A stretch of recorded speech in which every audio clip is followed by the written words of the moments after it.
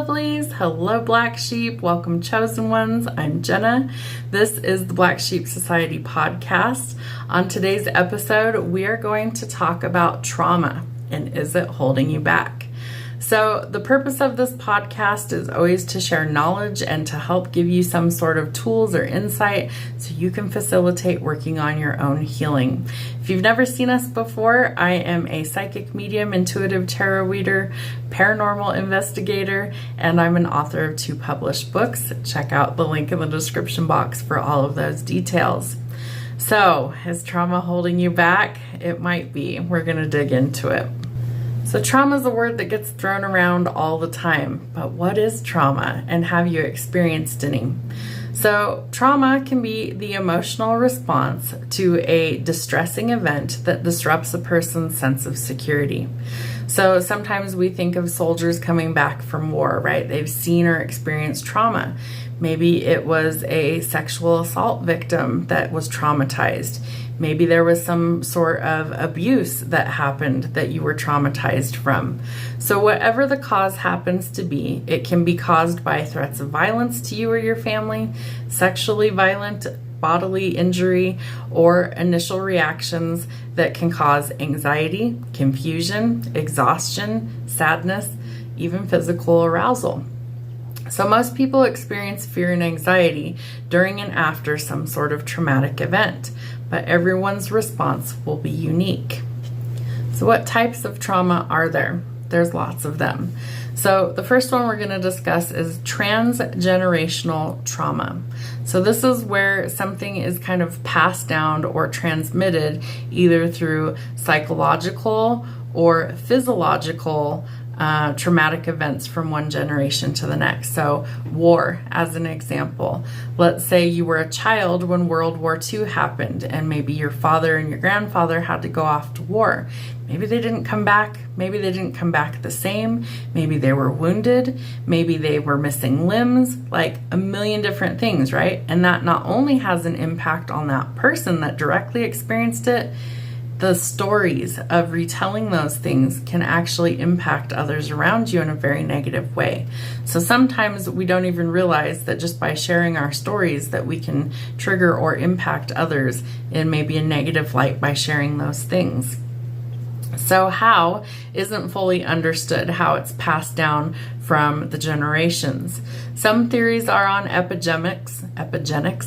It's passing things through DNA. It's still not fully understood, but there's some of this that can actually change the DNA, they think, and others doesn't impact the DNA in some way, shape, or form. So trauma that alters the DNA is the study of epigenetics. There we go. Learned behaviors. Remember that children are going to imitate their parents' behaviors. Cultural transmission, shared historical events, and cultural narratives. So what is the impact of trauma? It can range and have a huge range of symptoms. Anxiety, depression, PTSD, CPTSD, I always mess that one up, substance abuse, difficulty in relationships, and physical health problems. So the impact of trauma can be on our mind. It can be on our psyche where we don't feel our best. It can trigger mental illness in some cases. It can physically impact our body in negative ways. And we don't want to store that trauma. If at all possible, we want to work on releasing that and focus our energy on healing. So how do we break these cycles? Therapy, individual or family, can be very beneficial. Education, learning from these experiences and realizing that we need to raise awareness in some cases and that its effects can break cycles. So when we're aware of something, we're less likely to repeat it versus if we're unaware and we have no idea what's going on. Community support can be another great one. Addressing systemic inequities and underlying causes, racism, discrimination, and poverty. They all help prevent it from going forward or perpetuating a cycle. So what is considered generational trauma? There's lots of things in the world that maybe are traumatic, but is it generational trauma? Is it something that maybe continues on that we pass down? So passing down wounds from one generation to the next is considered generational trauma. Causes like war, genocide, or systemic violence, all of these things could be considered generational trauma. Discrimination, racism, oppression, abuse, poverty, and severe neglect. As well as one that I feel like a lot of people are being impacted recently with natural disasters. Sometimes there's things that are super out of our control, like a natural disaster. Maybe it's epic floods, maybe it's tornadoes, maybe it's hurricanes.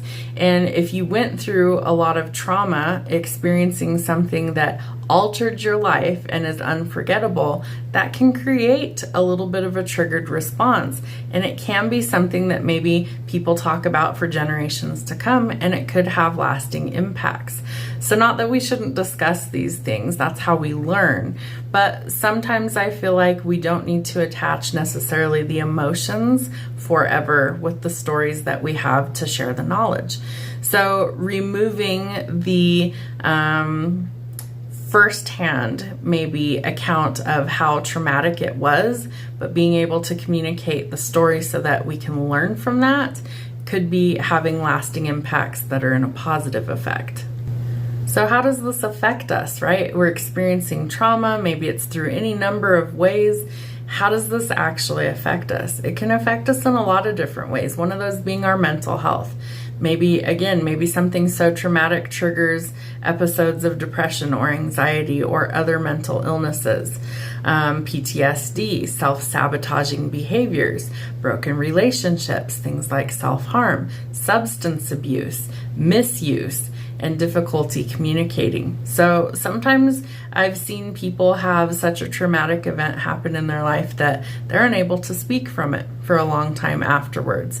Something so horrific happens that they are unable to speak, and maybe they were before capable, but something has happened that caused them to really shut down. So how are some of these things passed down? So I have a few examples.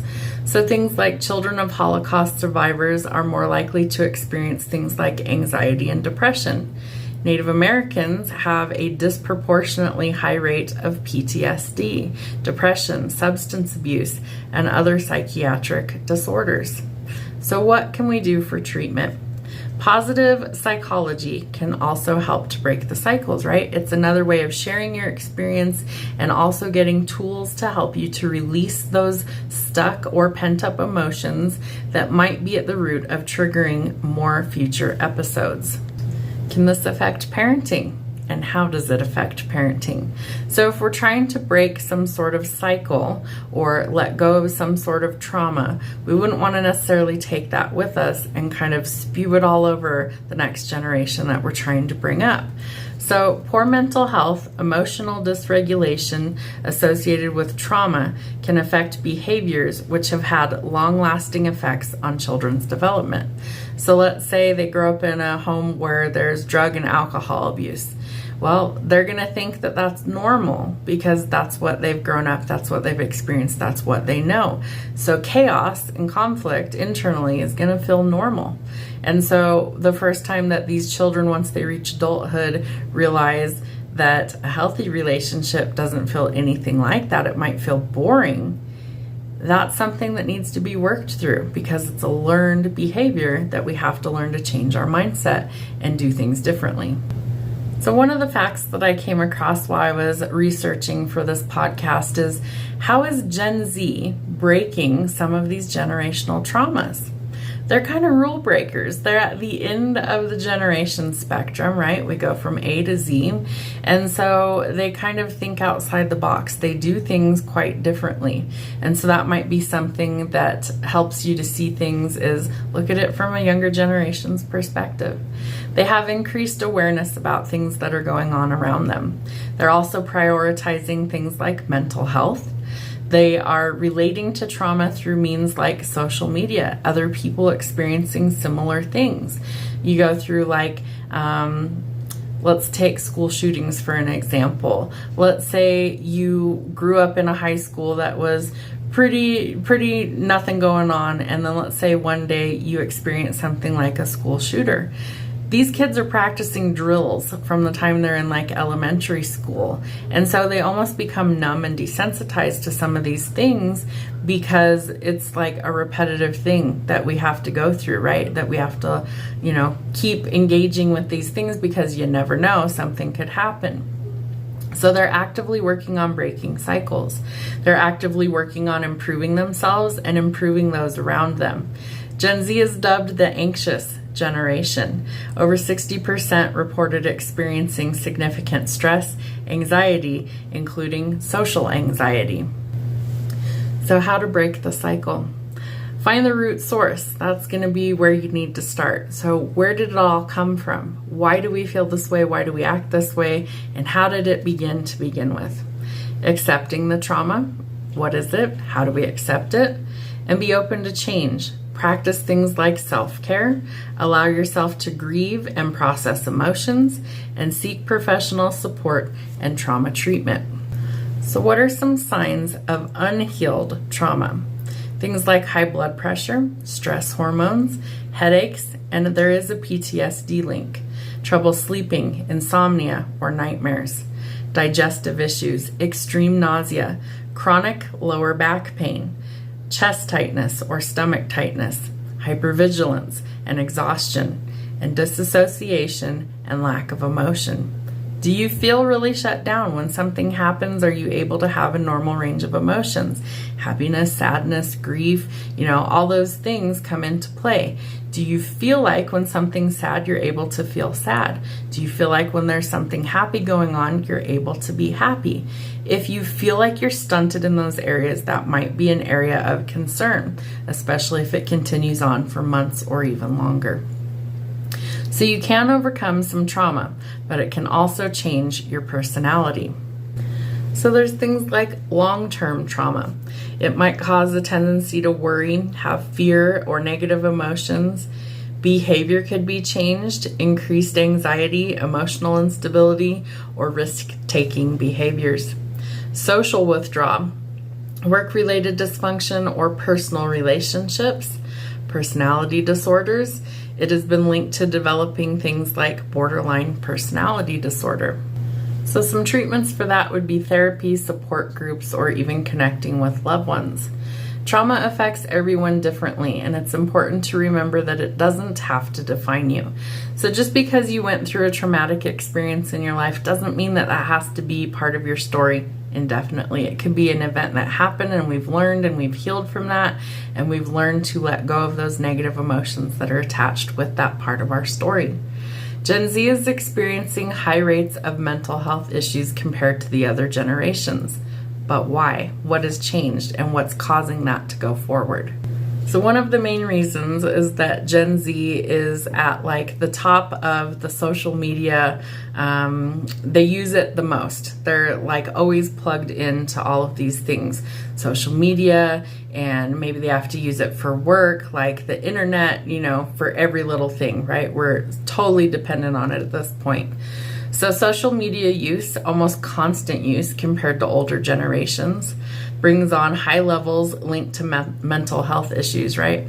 Let's say you're being bullied. Let's say you're a target for people and you never unplug from social media, right? They kind of see you on Facebook or they follow you over here, and you're constantly inundated with the same repetitive cycle. So that can create a lot of mental health instability.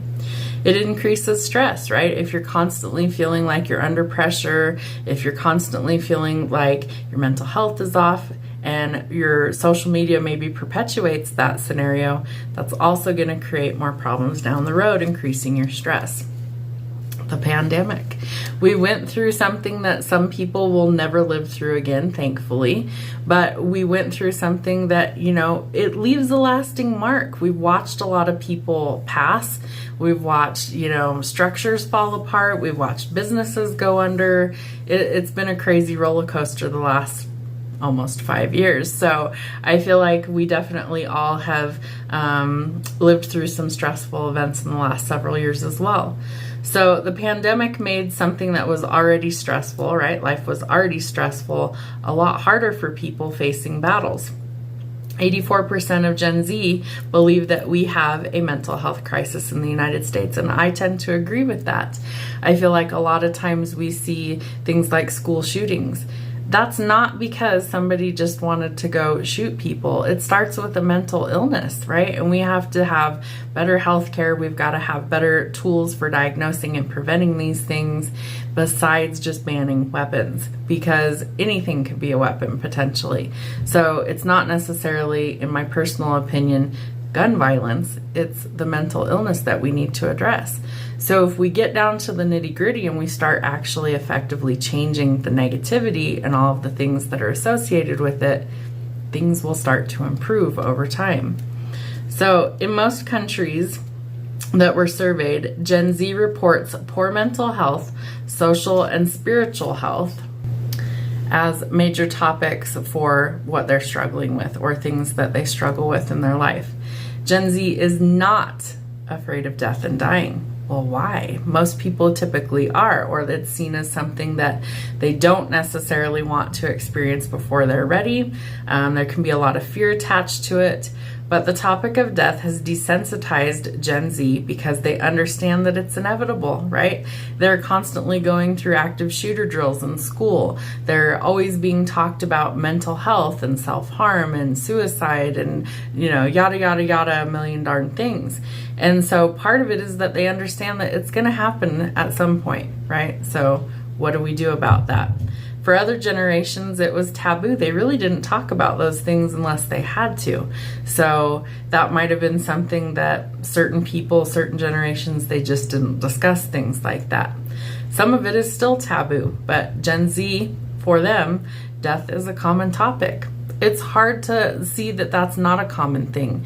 When you look at, just headlines in the news, it's everywhere you stink and look, whether it's at a workplace, whether it's at a school, whether it's, in your community, things like that, within your own family.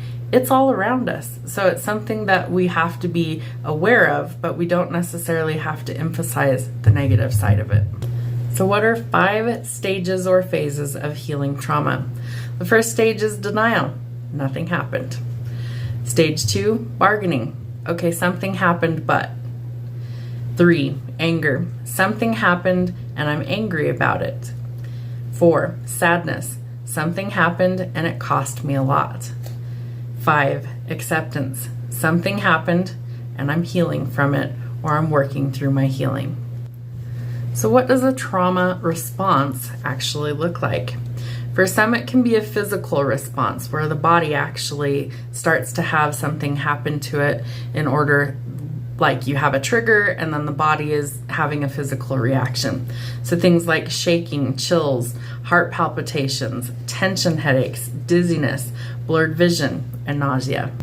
There can also be emotional responses, things like nervousness, fearful, sad, and helpless feelings, feeling shocked, numb, or unable to feel joy, being irritable or angry and having outbursts, feeling blamed, guilty, or ashamed, having negative thoughts about yourself, others, or the world, and feeling detached from others can definitely be some things to look out for.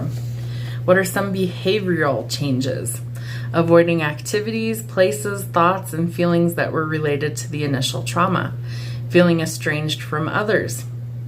Being overly protective of others, or not wanting to leave a specific place, especially your home, especially if your home feels like it's a super safe place. You can even develop things called agoraphobia, where you have this fear of wanting to leave your home or a safe place for you. Maybe it's your job, maybe it's your house, whatever it happens to be. It's something that there's this trigger, and so we're making changes in our behavior so we don't get triggered.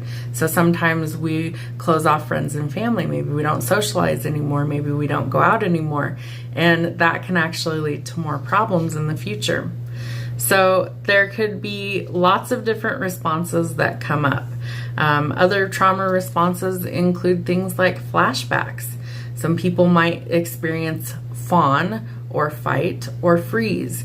Fawn has to do a lot with people pleasing so that we avoid conflicts. Fight is your instinctual response to defend yourself against any sort of proposed threat that might come. And freeze is a state of total immobilization. Sometimes we hear about people talking about they were frozen in fear. They didn't have a way to deal with whatever the situation was. So what happens when we have unprocessed trauma? It can occur when you still are attaching negative thoughts, behaviors, or emotions to an event or a relationship. So some might try to cope by avoiding the situation or using substances or even things like self-harm because it's unprocessed. So that's why we have to work through peeling back the layers of the onion to really figure out what it is that started this so that we can start to heal and deal with the things so it's not unprocessed, creating more problems. Know that it is never too late for you to actually work through trauma or to heal, especially if it happened in childhood. For some, it takes months or even years to fully process through what it is they're feeling. So how to heal with spirituality? It can definitely be something that helps you. So number one is you want to learn as much as you possibly can about intergenerational trauma and kind of how it works, how it affects you. Number two, get support from others. So that could be therapy, groups, it could be socializing with friends or family, and just feeling like you have this connection or that you have support. You can grow your emotional awareness. So being aware of your emotions and others around you and connect with your roots. Where did it all come from? Maybe we need to sometimes turn back the clock and get back to our roots and connect with our family.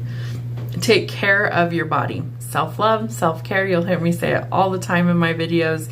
It is super, super important for your mental health, your physical health, and your spiritual health. It helps to keep you on an even keel so that things don't disrupt your life as much. You can draw on your spirituality, and you can also learn to foster compassion for yourself as well as others. So I have a few examples of how you can actually release trauma that might be stuck in the body. Several years ago when I was developing my psychic and mediumship abilities, one of the seminars I took was with world-renowned medium James Van Praagh, and he explained that all of our choices in life are based out of one or the other emotion, love or fear. And so when we have unrecognized fear or trauma, it gets stored somewhere in the body depending on what it is. And that trauma or that pain stored can actually create dis-ease in our body. It can manifest as other things. It can be physical ailments, it can be illnesses, it can be any number of things because it's showing that something's not right in that area of our body. And the other part of that is that we have the ability to release that and to replace it with a sense of love, care, and compassion. So, how do we start to do that? Meditation and yoga can be really great. I would say I'm a huge fan of meditation because it puts you in this blissful state. It helps you to come into alignment with where you're really supposed to be, and it helps to shift your brain from thinking all of these negative things. Yoga can be great. It can be great for your mental health as well as your physical health. Massage can also be really good. It helps to release maybe knots in your muscles and things that, maybe we carry a lot of tension in our neck and shoulders. Maybe it's low back pain. Maybe it's your hips are out of alignment, things like that. And massage can help the body start to heal itself. And therapy. Maybe you need somebody to talk to. Maybe you need someone with a different skill set who's able to help give you some insight on how you can change patterns and go forward towards your healing. Mindful relaxation. Take 5 to 10 minutes out of your day and spend it actively practicing to relax. If you're unsure how to do that, I have a spiritual gifting course on my YouTube channel, and it's free. It's 5 videos. It's going to show you how to meditate, how to do deep breathing exercises, and it can do a lot for your mental as well as your spiritual and your physical well-being. So deep breathing exercises are a really good one, but relaxing is something that's super important. In our active society where everything is go, go, go, we're on demand all the time, sometimes it's really difficult to find that time to de-stress, decompress, and relax. And we need that in order to help regenerate our body. It's really, really important. Yoga can help release tensions that are stored in the body's muscles, promoting emotional healing. Body awareness. You might need to kind of be aware what's happening. Is there an all of a sudden unexplained pain or problem, illness that popped up after some sort of trauma. Not saying it's 100% always related, but I would say a lot of times it can actually be related. So, stomatic therapy can help identify and release stored trauma. Massage is going to release tension, and it's also going to promote relaxation. If you ever had like a really amazing head massage or a back rub or a foot rub and you're just like, oh, that's what we're looking for, that really relaxed energy, and help to really let go of like the tension and the worry and all of those things. So grounding is also another really important one. So focus on your body and how it feels head to toe. There is an exercise in the spiritual gifting course that walks you through how to do that. It's called a body scan. So you can scan your own body and figure out if there's something that's a little bit off. And we use a traffic light as an analogy. So if it's good and everything's flowing, we have a green light. If there's like, there might be something we need to work on, a yellow light. And a red light means stop. Something's off and we need to address it right now. All right, so grounding, get out in nature, hug a tree, walk barefoot on the ground, sit in the sunshine, and practice those things. It's gonna do you a wonder of good. Creative expression, things like art therapy, outlet for processing and releasing emotions. I feel like art can be a really beneficial one for people to use. I can't draw to save my life. My stick figures are pretty sad, but I'm always a fan of people who can paint or sculpt, or maybe they write music, things like that. And that can be a really powerful way to process through some of those emotions or these things that are stuck. Things like writing. Maybe you're a gifted and talented writer. Maybe you create poetry. Maybe you write songs, whatever it happens to be. Those can be an outlet, a creative way for you to actually process through what is keeping you stuck from healing this trauma. Musical therapy. So maybe it's you start listening to frequency sound that is targeted at specific types of healing. Maybe you start using music as a tool to allow you to feel certain emotions that you've repressed, things like that. Maybe you try binaural beats so you can get in that deep state of relaxation, but music can be a really powerful tool to help us to heal as well. Physical activity can be really important, right? We got to get out there. We got to move our body. Sometimes we need to move our body in order to allow the energy to release. And so I know that sounds a little strange, but there's actually certain exercises or yoga poses that you can use to release trauma that's stuck, especially in the hips and the lower back. I feel like that's a lot of times where things get stuck, the neck, the shoulders, things like that, because we're carrying that heavy load. And so it gets kind of stuck in those areas. So exercise or get outside in nature, those can be really good ones.